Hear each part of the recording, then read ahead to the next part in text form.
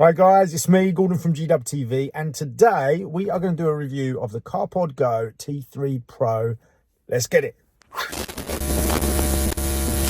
Hi guys, so you can see right behind me, this is our family car. It's a 2018 Nissan X-Trail. It's the Techno model, which is basically the top of the range one. It's got climate control, leather interior, panoramic sunroof, Bang & Olufsen stereo. It's got everything in it you can imagine, but there's one thing in it that really winds me up, which is nowhere near like the level of car that this is. Let me show you. So if we turn on the ignition, you'll see there's all the bits and bobs. Just have a little look around. Look, it's lovely car.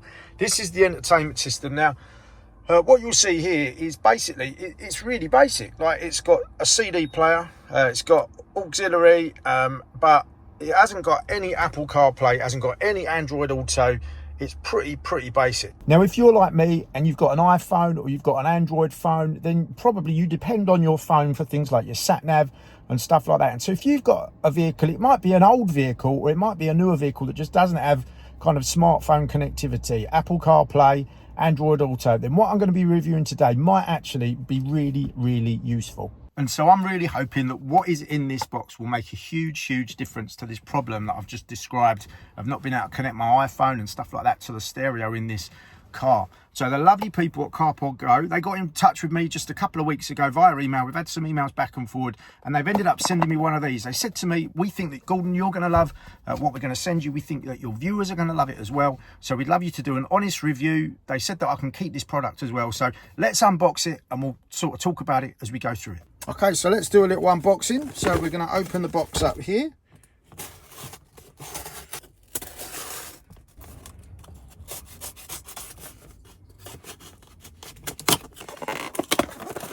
So first out the bag, that looks like a reverse camera to me. Then we've got the cables for the reverse camera. Okay, this looks like the mount for it. That's a 3.5mm USB aux lead, probably goes in the back of the unit. And then finally, I like this boxing. It looks minimalist, kind of like a high-end tech product.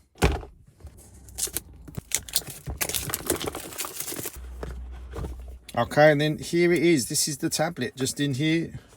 There's a little tab to pull that out. Inside there's a few more goodies. There's a car charger. There's a little stand there as well. Another stand, so I've got a few stands here. It looks like lots of different types of mounts for it. Another cable here, a USB cable. And then here, this is the device. Okay, and so that's obviously where the mount goes. And it's got this lovely protector. It's got this little tab here, so I think if we just peel that off, it's never going to be this neat and clean again. There we go. And so this is the device. It looks lovely. I'm going to peel that off. I always like peeling. Now look at that. That is absolutely gorgeous. One of the specific features of this is a laminated screen, and so it's literally edge to edge, completely black, high end, really lovely. The plastic feels really good quality that it's built from. It doesn't feel like cheap and flimsy. It's actually really sturdy. This feels high end. It's a nice device. Straight away, it feels like quality. And so this is where I mount my smartphone. I've got an iPhone. I attach it there, put it up on charge, and then I basically just use this for the sound. But everything I'm doing is actually on the phone. And then I've just got my reverse cameras here. And so what I'm going to do, I'm going to take this off. He says, there we go.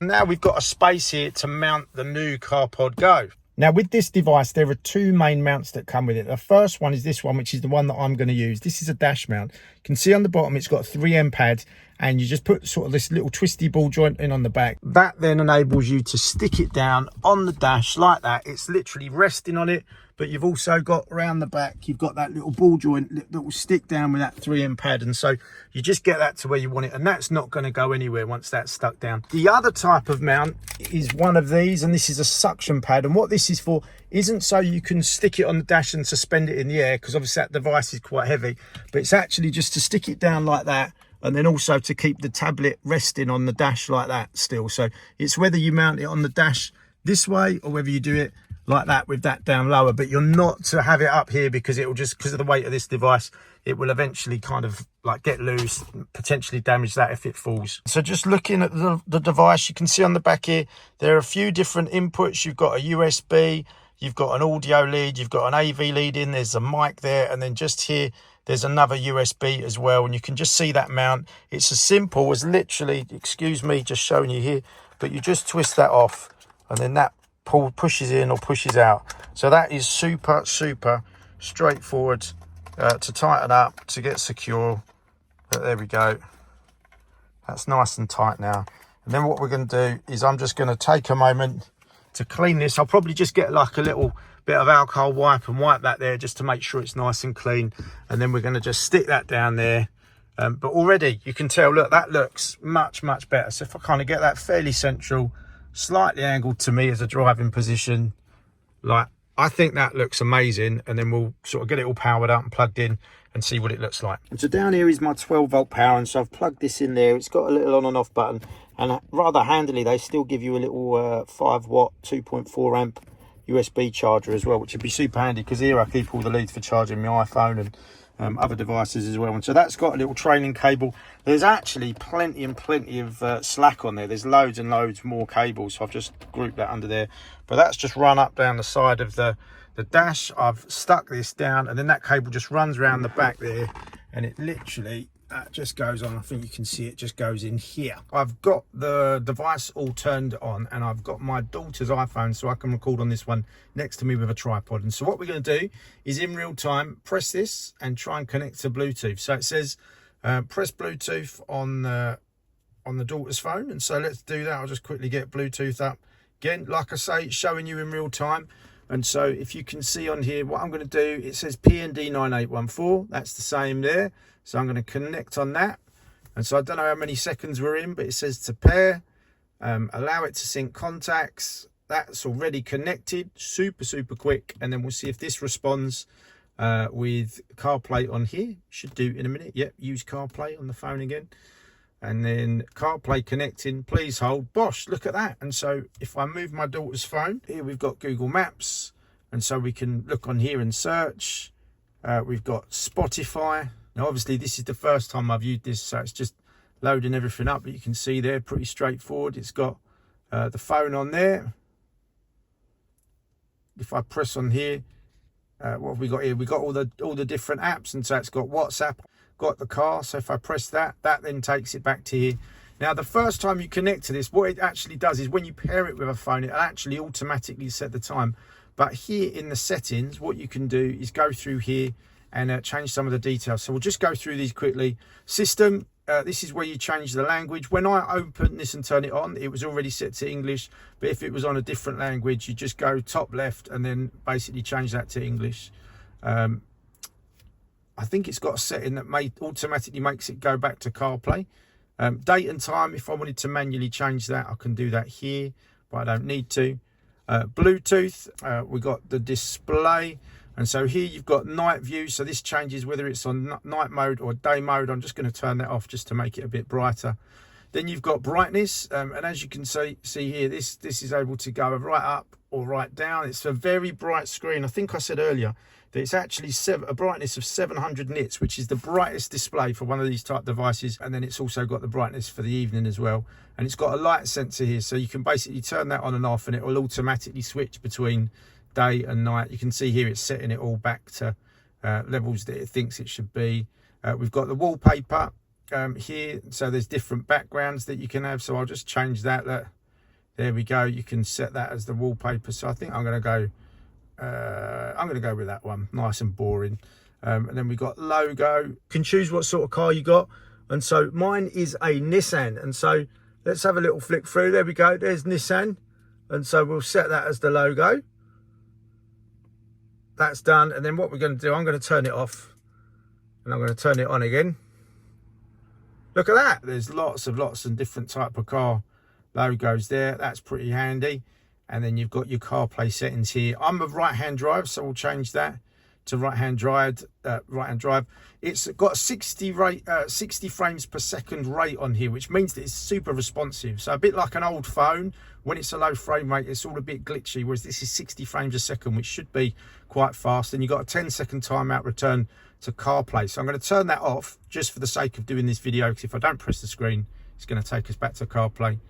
You've got the volume, and so you can change the different types of volume for media, for navigation, and for the phone. And then we've got audio output, and so it's got dual BT display only. So after enabling this feature, the device only displays information and does not receive phone sound. To play sound on your phone, you need to connect to the car's Bluetooth, and that's display only. Then you've got FM, which basically makes this connect via FM to the radio, and you can choose what signal that is. Got auxiliary, and so there's an auxiliary lead, which basically what you can do is connect this via a 3.5mm aux lead, a headphone jack, into the car. But they say by far the best one is to use this Bluetooth, and so we're just going to set that up. What will happen, this will reset as soon as I press OK, and that because it's just changed the settings, and so that will reset. And then give it 1, 2, 3, 4, 5 seconds to turn on. That's super quick.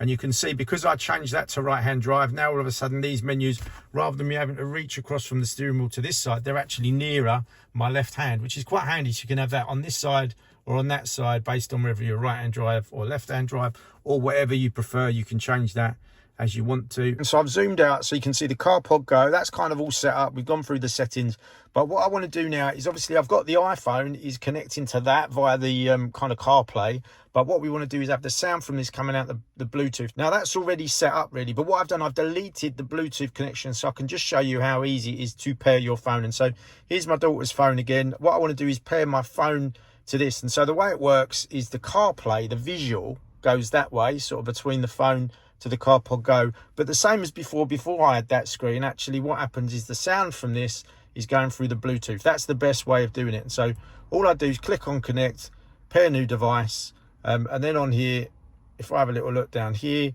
it says to pair.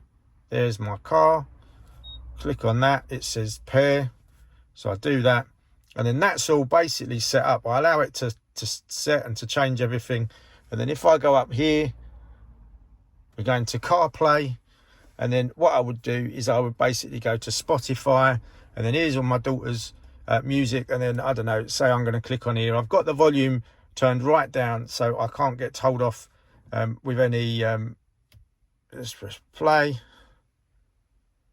and then as you can see it's all playing. That's the CarPlay stuff on there. That's brilliant. The sound would be coming through.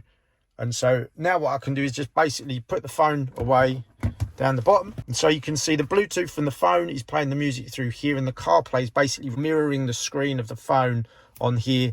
And then what I can do is basically just treat this like a CarPlay vehicle. I can go on here, I can sort out maps and stuff.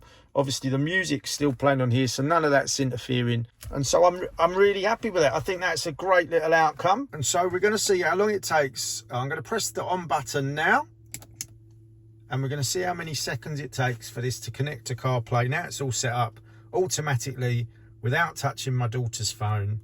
Let's see how long this takes.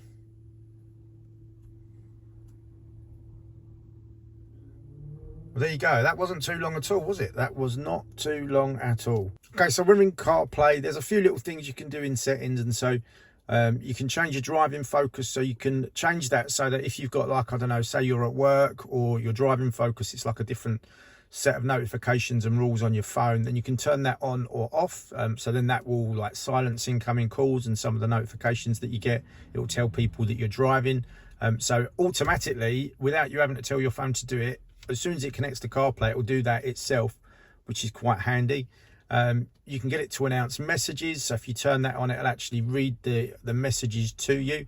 Obviously, one of the things you need to watch for if you're doing that is if you do have a job with sensitive information, someone sends you something sensitive, it could announce it, and you might have people in the car, it's inappropriate for them to hear that. It's just worth being aware of that. I'm not going to have that turned off because my job does have that sort of stuff around it.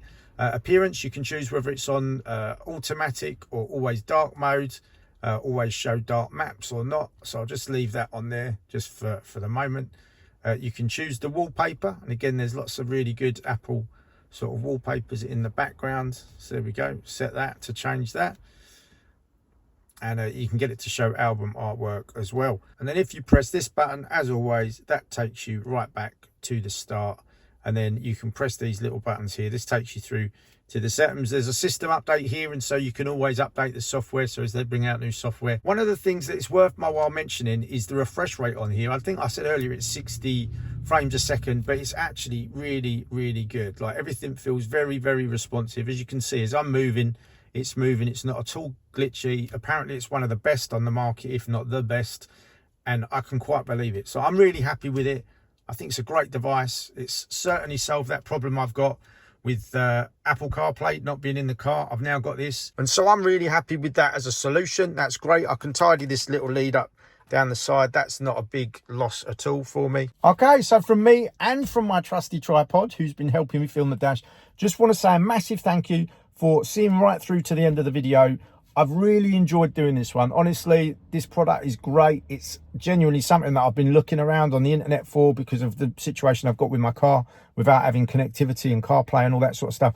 This is all sorted, so I'm very pleased about that. If you'd like to go and check it out yourself, there's a link in the description for the CarpodGo website. Also, there's a very generous discount code that they put in there for $50 off. And actually, just having gone on their website, they've also got a sale at the moment, which is another $100 off. And so I think you can double those two up. That's $150 off, which makes this a real bargain. Genuinely, not just saying it because they sent me a free one, but saying that because I really do think, just on first impressions, having an hour with it, I think it's a great product.